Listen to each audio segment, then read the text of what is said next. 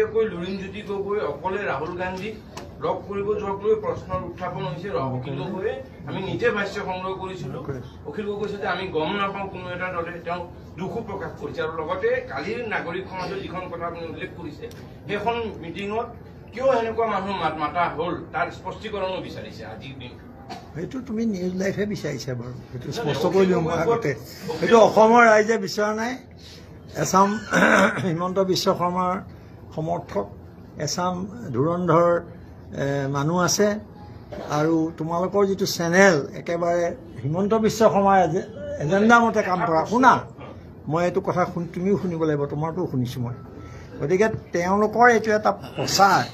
কিন্তু তোমাক মই এটা প্ৰশ্ন কৰোঁ, এটা বিৰোধী ঐক্য হওঁতে প্ৰতিটো দলৰ নিজৰ নিজৰ কথা থাকে, নিজৰ নিজৰ মঞ্চ থাকে, তাত কিছুমান কথা কয়, সেইটো হ'ব পাৰে। কিন্তু তাত কোনেও সমূহীয়াভাৱে আজিলৈকে কোনো বিৰোধী ঐক্যৰ বিৰোধিতা কৰা নাই। অখিল গগৈ কৰা নাই, লুৰিণজ্যোতি গগৈটো কৰাই নাই। গতিকে কিছুমান কথা ক'লে কাৰণে বিৰোধী ঐক্যত ভাঙোন আহিবলৈ তোমালোকে যত্ন নকৰিবা। তোমাক মই চিনি পাওঁ কাৰণে কৈছোঁ। এইটো তুমি প্ৰশ্ন কৰাৰ লগতে যে বিজেপি, হিমন্ত বিশ্ব শৰ্মাৰ বিজেপি মিত্ৰজোঁটৰ চৰকাৰত সংঘাত আছেনে নাই? UPPLৰ লগত তেওঁলোকৰ বুজাবুজি আছেনে নাই? আজি তাত প্ৰাৰ্থী দিম বুলি কৈছেনে নাই? ৰবা, UPPLৰ লগত সংঘাতটো তুমিতো কোৱা নাই। AGPৰ লগত তেওঁলোকৰ সংঘাত মুকলি হৈছে, তেওঁলোকেতো কোৱা নাই। গতিকে এনেকুৱা ধৰণৰ নিজৰ নিজৰ ক্ষেত্ৰত কিছু সংঘাত থাকিব। কিন্তু আমি চেষ্টা কৰিছোঁ বিৰোধী ঐক্যৰ কাৰণে, আৰু তোমালোকে চেষ্টা কৰিছা বিৰোধী ঐক্য ভাঙিবৰ কাৰণে। এইটোৱে আজিৰ তাৰিখৰ সংঘাত। মই বাকীসকলক প্ৰশ্ন কৰোঁ, যেতিয়ালৈকে নাগৰিক মঞ্চই এনেকুৱা মানুহ নিমন্ত্ৰণ কৰি থাকিব, আমি তোমাক মই বাৰে বাৰে কৈছোঁ, সোমাই ৰবা, তুমি আকৌ কৈছোঁ, এইটো তোমাৰ হিমন্ত ৰবা, মই কৈছোঁ, মই যিহেতু সভাত আছিলোঁ, তুমি শুনা, অসম নাগৰিক সন্মিলনক ইমান উপলুঙা নকৰিবা। তাত ডক্টৰ হীৰেণ গোহাঁই, তোমালোকে হীৰেণ গোহাঁইক যি বুলি নোকোৱা, অতি সন্মানীয় মানুহ। এইটো কৰি আকৌ তেওঁলোকে এটা ডাইভাৰ্ট কৰিব আজি ইছ্যুটো। আপোনালোকে এইটোত নোসোমাব। মই তেওঁলোকত পোনপটীয়া কৰি লৈছোঁ, তেওঁলোকৰ এজেণ্ডা এইটো। সেইকাৰণে মই কৈছোঁ যে কোনো সন্মিলনে, নাগৰিক সন্মিলনে 4জন ব্যক্তিক নিমন্ত্ৰণ জনোৱা নাই। তুমি যদি প্ৰমাণ কৰি দিব পাৰা মই তোমাক মানি ল'ম।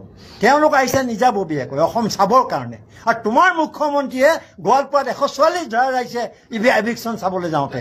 সেইটো আমাৰ কি দুখ নেকি? ৰ'বা, কালি তুমি সভালৈ যোৱা নাই, তোমালোকৰ কোনোবা এজন গৈছে, সুধা। ইংৰাজী আৰু হিন্দী আমি বুজি পাওঁ বুলি ভাবিছোঁ অলপ। ক'তো এজনো বক্তাই তেনেকুৱা কথা কোৱা নাই।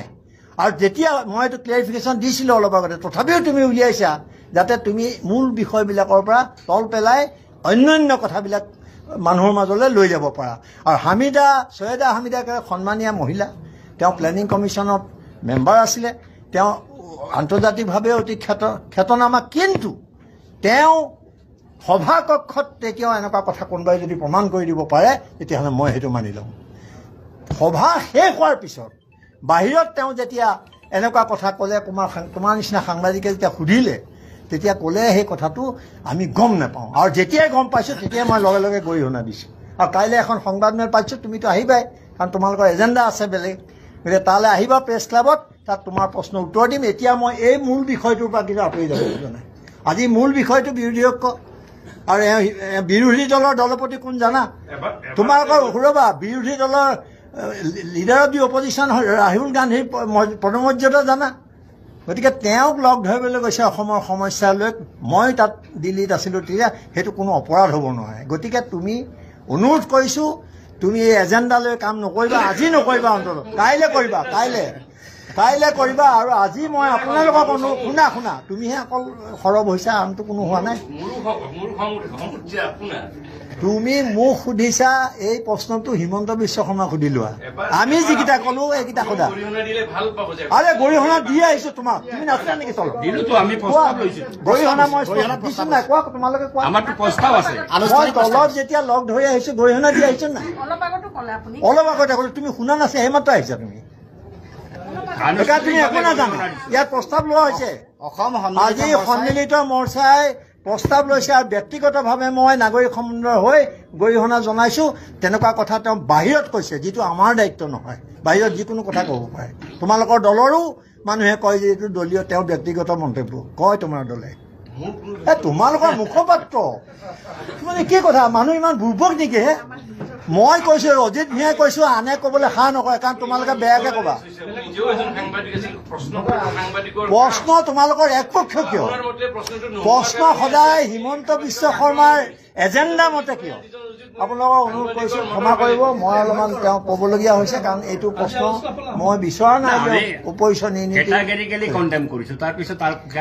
তেওঁলোকৰ এটা কাইলৈ এটা বেলেগ কৰি পেলাব লাগিব ন নেৰেটিভটো বদলাই আৰু কিবা ক'ব হ'ব দিয়া তোমাৰ চাকৰি আজি ৰৈছে একো চিন্তা নাই থেংক ইউ